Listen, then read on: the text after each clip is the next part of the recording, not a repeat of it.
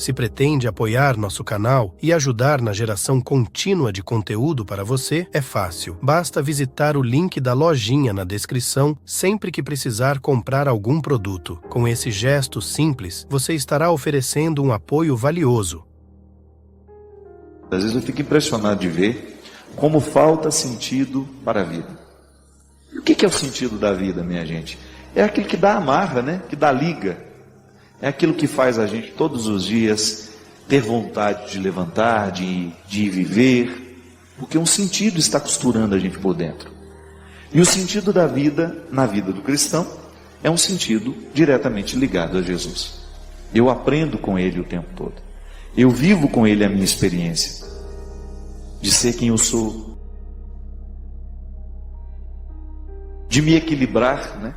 Para eu não ser tão desarmonioso onde eu vou. A violência nasce justamente no momento em que as desarmonias humanas prevalecem. Às vezes a gente se desequilibra por muito pouco. Já observou isso? Às vezes você se desequilibra muito pouco, por muito pouco. Uma dificuldade que você enfrenta e parece que tudo perdeu o sentido, parece que nada mais vai para frente. Isso é um perigo muito grande. Despreparo. Às vezes o bom preparo vai dar condições para que essas pessoas venham diminuir a violência do mundo. E aí eu falo de todo tipo de violência. Que é essa violência física, de alguém que vai e agride o outro que retira a vida, mas também essas violências veladas, que são as violências comportamentais, quando você começa a objetificar uma pessoa, quando você não tem o mínimo respeito por ela, quando você explora o trabalho do outro, quando você mente para o outro, quando você o engana, quando você trai, quando você é infiel. Tudo isso é violência. E ouso dizer que a violência do corpo, essa dói na hora que acontece. Agora, a violência da alma, essa às vezes dura a vida inteira. Porque existem pessoas que são violentadas todos os dias, do ponto de vista afetivo, com as palavras, não é? Como uma palavra pode agredir a gente, meu Deus? Como uma palavra pode nos ferir? Fere tanto que às vezes aquilo vira uma infecção afetiva, né? Aquilo vai virando um turbilhão dentro de você, que vai desencadeando outras infelicitações, outras insatisfações, e as desarmonias vão se estabelecendo dentro de nós. Então eu acredito que o grande esforço nosso para diminuir essa violência e dar a Deus esse lugar que sempre foi dele e deve ser, é justamente a gente tomar consciência de que o primeiro lugar de onde Deus é retirado é o meu coração e é o seu. Então, se ele é o lugar, se o meu coração é o primeiro lugar de onde Deus é expulso, ele precisa ser também o lugar onde Deus é recolocado. Então, ao assumir com Deus este compromisso de ser um cristão, eu coloco Deus no comando dos meus afetos e eu faço de tudo para que as minhas atitudes sejam equilibradas. Que é muito ruim quando a gente é desequilibrado, a gente acaba afastando as pessoas de nós, a gente acaba gerando solidão para nós mesmos, e no nosso desequilíbrio a gente estabelece, né, um processo que vai nos infelicitando muito. Eu acho que vale a pena a gente todos os dias ter esse cuidado. Hoje eu quero reharmonizar o que dentro de mim está precisando, aquilo que está desordenado, para que eu volte a ter o direito de me alegrar. Tem visto como a gente tem sido intolerante, né? Bem, primeiramente, o passado é uma realidade, é este tempo que já não há, né?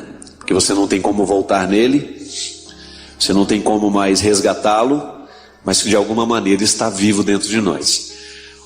Primeiramente, não existe fórmula mágica para esquecer o passado. Passado a gente vai acomodando ele dentro de nós à medida que a gente o compreende. Por que a gente não consegue esquecer? Por que tem coisas que a gente esquece e por que tem coisas que a gente não esquece? A gente não esquece aquilo que foi traumático. Ou traumatizou porque foi bom demais, ou traumatizou porque foi ruim demais. O indiferente, o meio termo, a gente não lembra. De vez em quando, se alguém fala, é verdade, a gente viveu isso, a gente foi lá, a gente viu, a gente encontrou. São as marcas. Existem fatos que nos marcam e existem fatos que não nos marcam. Aquilo que foi marca, ou porque foi bom demais, ou porque foi muito ruim, podem atrapalhar a nossa experiência de hoje. Por exemplo, se você viveu um emprego maravilhoso no passado, você era muito bem remunerado, você galgou vários postos, você foi promovido, teve uma experiência super positiva do passado em relação àquele emprego. De repente você perdeu o emprego. Você ficar preso ao tempo bom que foi, te atrapalha do mesmo jeito que ficar preso ao tempo ruim. Não é a mesma coisa que aquele que viveu uma experiência extremamente negativa do passado. Trabalhei num lugar muito sofrido, fui muito desvalorizado, fui muito maltratado, não tive reconhecimento. São duas marcas que vão ficar para a vida. Aí esse que trabalhava num lugar muito ruim conseguiu um emprego ótimo. Mas toda vez que ele está lá, naquela experiência positiva, ele corre o risco de ficar remoendo o que não foi bom lá naquele tempo. Tá vendo? Um foi marcado de forma positiva e o outro foi marcado de forma negativa. Os dois sofrem os males do passado, um porque foi muito bom e outro porque foi muito ruim. Porque quando eles se prendem àquilo que já foi, que já aconteceu, que foi bom, ele esquece de descobrir o que pode ser bom hoje. Ele esquece de se empenhar naquilo que não é tão bom, mas que pode ser bom hoje. E aquele que se prende ao que foi ruim, corre o risco de não saber saborear o que está sendo bom hoje. Você reconciliar-se com o passado é você permitir que a vida seja mais intensa hoje. Porque onde é que você coloca a força da sua vida? No que já foi ou no que está sendo? Se você coloca a sua atenção em tudo aquilo que foi bom demais no passado, você corre o risco de virar um museu. Você só lembra o que já fez. Eu já fui isso, eu já fiz aquilo, né? Você não está sendo mais. Por quê? Você está conjugando a sua vida no passado. Passado que não passa, amargura. Ou porque você queria viver aquilo de novo e não pode, fica amargurado. O tempo foi tão bom, foi tão especial estar lá, mas já acabou. Foi bom, foi especial, mas já acabou. Foi ruim demais, eu não aguentava aquilo, mas já acabou. Tudo já acabou. O que foi bom e o que foi ruim já acabou. Como é que você vai cessar o poder deste passado?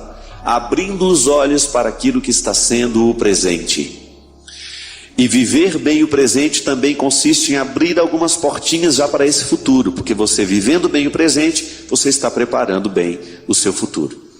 Portanto, minha gente, muitas vezes a infelicidade, ela ocorre na nossa vida porque nós nos prendemos às experiências que já não são nossas, que já não podem ser modificadas. E tudo aquilo que não pode ser modificado, torna-se uma amargura dentro de nós. Então, se você está muito acostumado a ficar remoendo o que já foi, a ficar lembrando demais, nossa, aquilo era bom demais, aquilo era isso, aquilo era... Cuidado, porque você corre o risco de não estar na atenção daquilo que hoje está acontecendo ao seu redor. Sem ter em cada parte, em cada fragmento da vida que hoje está ao teu redor. Breve, leve, certo, se despede este instante, para nunca mais pousar em tuas mãos. Pronto. Nunca mais vai pousar em tuas mãos este momento agora. Ou você vive bem esta hora, este instante, ou daqui a pouco você vai ficar amargurando, porque não viveu direito. Bem, primeiramente, o passado é uma realidade, é este tempo que já não há, né? Porque você não tem como voltar nele, você não tem como mais resgatá-lo, mas que de alguma maneira está vivo dentro de nós. Primeiramente, não existe fórmula mágica para esquecer o passado. Passado a gente vai acomodando ele dentro de nós à medida que a gente o compreende. Por que a gente não consegue esquecer? Por que tem coisas que a gente esquece e por que tem coisas que a gente não esquece? A gente não esquece aquilo que foi traumático. Ou traumatizou porque foi bom demais, ou traumatizou porque foi ruim demais. O indiferente, o meio termo, a gente não lembra. De vez em quando esse alguém fala, é verdade, a gente viveu isso, a gente foi lá, a gente viu, a gente encontrou. São as marcas. Existem fatos que nos marcam e existem fatos que não nos marcam. Aquilo que foi marca, ou porque foi bom demais, ou porque foi muito ruim, podem atrapalhar a nossa experiência de hoje. Por exemplo, se você viveu um emprego maravilhoso no passado, você era muito bem remunerado, você galgou vários postos, você foi promovido, teve uma experiência super positiva do passado em relação àquele emprego. De repente você perdeu o emprego. Você ficar preso ao tempo bom que foi, te atrapalha do mesmo jeito que ficar preso ao tempo ruim. Não é a mesma coisa que aquele que viveu uma experiência extremamente negativa do passado. Trabalhei num lugar muito sofrido, fui muito desvalorizado, fui muito maltratado, não tive reconhecimento. São duas marcas que vão ficar para a vida. Aí esse que trabalhava num lugar muito ruim conseguiu um emprego ótimo. Mas toda vez que ele está lá, naquela experiência positiva, ele corre o risco de ficar remoendo o que não foi bom lá naquele tempo. Tá vendo? Um foi marcado de forma positiva e o outro foi marcado de forma negativa. Os dois sofrem os males do passado, um porque foi muito bom e outro porque foi muito ruim. Porque quando eles se prendem àquilo que já foi, que já aconteceu, que foi bom, ele esquece de descobrir o que pode ser bom hoje. Ele esquece de se empenhar naquilo que não é tão bom, mas que pode ser bom hoje. E aquele que se prende ao que foi ruim, corre o risco de não saber saborear o que está sendo bom hoje. Você reconciliar-se com o passado é você permitir que a vida seja mais intensa hoje. Porque onde é que você coloca a força da sua vida? No que já foi ou no que está sendo? Se você coloca a sua atenção em tudo aquilo que foi bom demais no passado, você corre o risco de virar um museu. Você só lembra o que já fez. Eu já fui isso, eu já fiz aquilo, né? Você não está sendo mais. Por quê? Você está conjugando a sua vida no passado. Passado que não passa, amargura. Ou porque você queria viver aquilo de novo e não pode, fica amargurado. O tempo foi tão bom, foi tão especial estar lá, mas já acabou. Foi bom, foi especial, mas já acabou. Foi ruim demais, eu não aguentava aquilo, mas já acabou. Tudo já acabou. O que foi bom e o que foi ruim já acabou. Como é que você vai cessar o poder deste passado? Abrindo os olhos para aquilo que está sendo o presente. E viver bem o presente também consiste em abrir algumas portinhas já para esse futuro. Porque você vivendo bem o presente, você está preparando bem o seu futuro. Portanto, minha gente, muitas vezes a infelicidade, ela ocorre na nossa vida porque nós nos prendemos às experiências que já não são nossas, que já não podem ser modificadas. E tudo aquilo que não pode ser modificado, torna-se uma amargura dentro de nós. Então, se você está muito acostumado a ficar remoendo o que já foi, a ficar lembrando demais, nossa, aquilo era bom demais, aquilo era isso, aquilo era... Cuidado, porque você corre o risco de não estar na atenção daquilo que hoje está acontecendo ao seu redor. Sem ter em cada parte, em cada fragmento da vida que hoje está ao teu redor. Breve, leve, certo, se despede este instante, para nunca mais pousar em tuas mãos. Pronto. Nunca mais vai pousar em tuas mãos este momento agora. Ou você vive bem esta hora, este instante, ou daqui a pouco você vai ficar amargurando, porque não viveu direito. Quantas vezes nós falamos aqui e acreditamos fielmente que a proposta de Jesus para a nossa vida é realmente a gente descobrir no nosso dia a dia que ainda é possível fazer alguma coisa por nós mesmos. Você já observou que muitas vezes o nosso processo humano fica estagnado justamente porque nos falta essa credibilidade? São as duas dimensões da fé. Eu creio em Deus, mas ao crer em Deus, preciso crer que Deus crê também em mim. E posso dizer para você que, na minha experiência como padre, o que eu mais percebo é que a segunda dimensão da fé é muito mais difícil que a primeira. É fácil a gente acreditar em Deus, é razoável crer em Deus. Agora, quando a gente precisa acreditar que Deus acredita em nós entramos num território muito difícil, que é o território das nossas precariedades. E muitas vezes, quando a gente não é capaz de encontrar e descobrir credibilidade neste território de precariedades, que é a condição humana, a gente corre o risco de tornar infértil a dimensão da fé. Eu até me perguntaria, de que vale crer em Deus se eu não creio em mim também? Será que essa crença em Deus teria alguma força de mudança se ela não encontrar em mim uma credibilidade interior? Não sei. Pode ser que muitas vezes o nosso processo humano não avance, porque nós ficamos parados apenas no primeiro patamar da fé. Eu creio em Deus. Quando eu creio em Deus, eu preciso descobrir então o mistério do seu amor, da sua misericórdia. E ao descobrir o mistério do seu amor e da sua misericórdia, eu me interpreto. É por isso que é muito interessante a gente descobrir e identificar que a interpretação que nós fazemos de Deus tem repercussões diretas na interpretação que nós fazemos sobre nós mesmos. A maneira como eu olho para Deus é também uma maneira como eu olho para mim. Eu creio em Deus, mas eu preciso acreditar o tempo todo na humanidade. Porque se eu perco a fé em mim mesmo, gente, daqui a pouco eu me entrego aos meus processos viciosos, daqui a pouco eu vou entregar os pontos, eu vou jogar a toalha, né? É um termo que nós usamos para demonstrar, estou cansado, não aguento mais. E aí quando eu jogo a toalha, quando eu fico desanimado com o meu processo humano, a minha fé em Deus não vai ter muita repercussão. Porque como é que a minha fé em Deus pode repercutir se eu já me autodenominei, me autodefini como fracassado, como um projeto falido? Não tem como.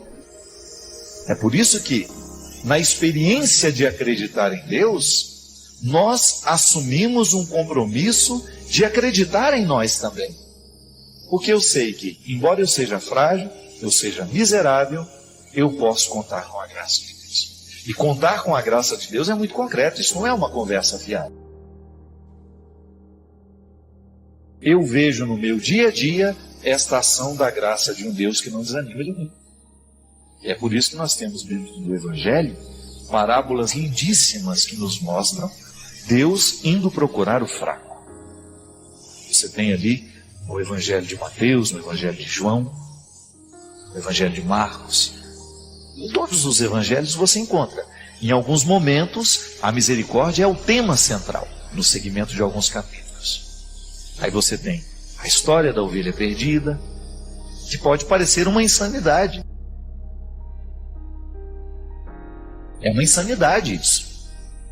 Eu largo as minhas 99 ovelhas e vou buscar aquela que está perdida. Tem a história do filho pródigo. Um pai dá a herança porque o filho está reivindicando, vai embora, gasta tudo, depois volta, é perdoado, é recebido com festa. Veja bem que tudo isso fere muitas vezes a lógica do bom senso, não é? Mas aí você descobre que você está entrando numa outra lógica, que é a do amor de Deus, que é justamente aquele que vem fortalecer a crença em mim, a crença em você. Cada pessoa que sai desse lodo do desânimo, que reencontra o significado da vida, isso entra para o livro da história. Alguém deu certo. As pessoas estão muito desacreditadas delas mesmas. Não sei porquê. De alguma maneira, essa credibilidade vai sendo minada, né, pela própria vida, pelos fracassos que a gente vai acumulando. É duro. Não é fácil ser a gente e dar conta de você se levantar todos os dias, de você aguentar a paulada que vem de todos os lados. Quanto mais pública é a pessoa, maior são as pauladas, maiores são os palpites, maiores são as interferências, as histórias que inventam. É natural da vida. Eu enfrento isso de uma maneira, você enfrenta de outra. Agora, como é que a gente vai reagir diante de tudo isso? Eu tenho consciência disso. Eu preciso dar certo como pessoa. É meu compromisso com o Evangelho. Eu não posso ser um pregador que não vive no seu dia a dia, na sua carne, o dinamismo da fé que eu prego. Se eu digo para você que acreditar em Deus é também acreditar em você, eu não estou livre desta luta, porque a segunda dimensão da fé é luta. A primeira é dom, né? Eu acredito em Deus, recebi este dom. O segundo desdobramento da fé que eu preciso ter em mim é luta humana. Eu preciso todos os dias reencontrar um motivo para continuar acreditando em mim. Porque o vizinho, a pessoa que está do lado, o invejoso, vai olhar para você, vai fazer questão de julgar um lixo em você, vai fazer questão de fazer uma calúnia, vai fazer questão de puxar o seu tapete. E aí é a hora de você. A vida vai te dar tombos naturais. As coisas não acontecem do jeito que a gente quer. E aí? Como é que nós vamos reagir diante de tudo isso? Como é que eu vou agora me posicionar diante de uma vida que nem sempre eu escolhi? Porque às vezes a vida é assim. É fruto da minha escolha, mas de vez em quando também chove no meu quintal uma chuva que eu não pedi. E aí eu preciso dar conta. É o meu posicionamento. E agora, como é que eu vou me posicionar diante disso? E aqui nós temos duas possibilidades, né? Parece que não existe uma terceira. Ou nós vamos enfrentar essa vida e vamos dar um jeito de reinterpretar a chuva que a gente não queria, e vamos dar um jeito de transformar essa chuva que a gente não queria em algo bom, ou nós vamos nos entregar ao processo do choro, do sofrimento, da lamúria, e vamos ficar assim estabelecidos. Hoje eu recebi um e-mail, por causa de uma conversa que eu tive pelo telefone com uma grande amiga minha, e nós falamos justamente das pessoas que se acomodam na vida e que por causa do cômodo que a vida trouxe, se acostumam com os maus tratos, se acostumam com aquilo que há de pior, e para não quebrarem o cristal do encanto, né, passam a vida inteira ali naquela lamentação natural, mas ao mesmo tempo alimentando o ciclo vicioso, a raiz que gera toda a infelicidade. Aí essa minha amiga escreveu um e-mail muito interessante, ela diz, olha, às vezes nós somos como um carro. O motor é bom, funciona direitinho, mas nós escolhemos mal o combustível que a gente escolhe. É o combustível que a gente coloca para nos mover. E ela tem razão. Às vezes nós prejudicamos o funcionamento da nossa vida porque nós estamos escolhendo muito mal o nosso combustível. É impressionante, gente, como é fácil desperdiçar a vida. Eu fico vendo o tempo todo do meu lado e em mim. Como é fácil a gente desperdiçar um dia. A gente se aborrece e faz aquele aborrecimento virar o combustível. De 1, 2, 3 dias, 4. Não é assim? Às vezes a gente se aborrece, aquele aborrecimento que poderia ter durado só 15 minutos. Às vezes nós precisaríamos julgar pelo escapamento o aborrecimento e aí voltar a viver. Mas não. Aí a gente desce aquele beijo. O primeiro ouvido que escuta é o meu, viu? Preciso aprender essa lição. Porque às vezes eu desperdiço 1, 2, 3, 4, uma semana. Às vezes eu desperdiço um mês. Às vezes eu desperdiço um ano. Às vezes eu desperdiço 10. Às vezes eu desperdiço 20. Às vezes eu desperdiço a vida inteira. Por quê? Porque me faltou amor próprio. Me faltou credibilidade. Me faltou acordar, abrir os olhos e identificar, meu Deus, eu estou perdendo a oportunidade de ser feliz, porque eu estou colocando um combustível estragado dentro do meu coração. Não podemos continuar alimentando o nosso motor com combustível estragado. E não tenha receio de olhar para o combustível que você está colocando. Isso é religião, minha gente. À luz do sagrado, nós identificamos as nossas precariedades e atuamos sobre elas. Hoje um amigo meu também pelo telefone, o Marcão lá da Morena Rosa do Paraná, meu grande amigo Marco, ele falou, Padre Fábio do céu, às vezes eu fico trabalhando tanto, que eu fico pensando, será que tem que ser assim? Será que eu não vou morrer antes da hora, justamente por causa do excesso que eu estou provocando? É assim mesmo. Agora, gente, quando nós temos a sensibilidade e a possibilidade de descobrir isso, é porque muitas vezes nós já estamos danificados. A gente foi se danificando, e de repente os nossos olhos se abriram para perceber que não dá mais para ser assim. É por isso que muita conversão só acontece na saturação, quando a pessoa chegou no limite. Mas a gente não precisa esperar o limite chegar. É possível mudar. Creia em Deus e creia em você.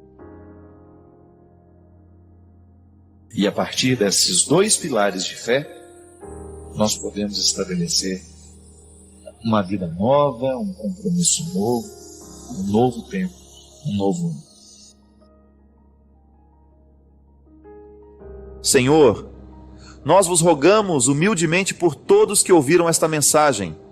Proteja e guarde esta pessoa, para que, confortada com o dom de vossa graça, goze prosperidade, paz e harmonia, e dê no mundo testemunho de vossa glória, comportando-se como verdadeiro templo do Senhor. Por Cristo, nosso Senhor. Amém.